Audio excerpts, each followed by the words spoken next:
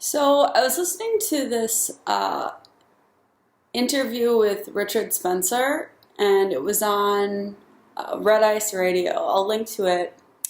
And he made a comment that was kind of thought provoking. He was thinking what are the reasons why people in the West today join the left wing or the left or the liberals or whatever you want to call it. Like, what are the reasons for that? And he kind of identified that a lot of those reasons are legitimate. Like, they have grievances with things like capitalism and materialism and consumerism. And they kind of see the right wing as the protector of these things or enforcing the status quo or kind of,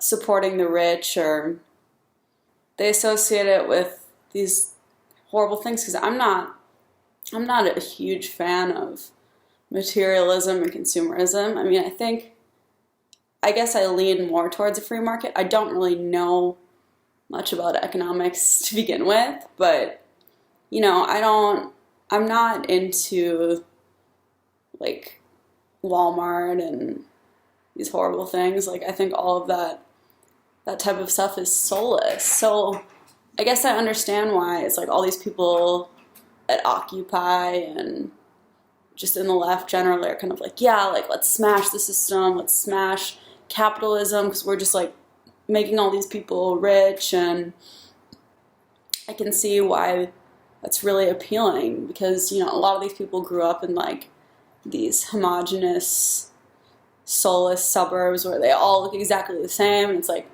when I'm driving around in the suburbs in America, it's like everything looks the same because it's like you have your Walmart and your, all those chain stores. And it's like, if this is capitalism, if this is like everything is going to look exactly the same and be miserable and soulless, of course they want to get rid of it.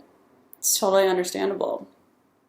I think the other thing is they're searching for some sort of spirituality or freedom from this because they look at, like these mega churches. Maybe they grew up in some sort of mega church or evangelical background, and it's so cheesy, it's like dime store theology. So then they think, well, okay, I have to go from that to like the opposite end of the spectrum, and I'm going to search for myself in hedonism and casual sex, and obviously with that is usually going to result in discontent as well. And it's just this general discontent, like they know that this better world can exist, so they lash out at like the successful people, like the jocks and cheerleaders of the world, because they can see that we live in this ugly world. They hate the West, not because of, I don't think it's because of anything that the West once was. I think it's because of what the West has devolved into, which is just, they say America is like a shopping mall with a country attached. It's kind of true. Because there's no real American tradition or American culture anymore.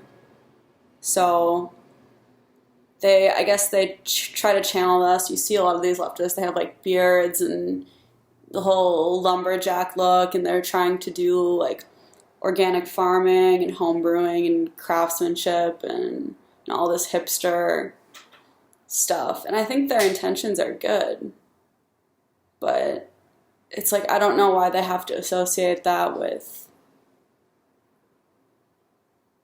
leftist causes, like with multiculturalism and, importing immigrants that are in direct opposition to that sort of culture. And I think, they're trying to channel this traditionalism, but they don't really know what that is because they've never heard of it before. So, maybe they can be awakened.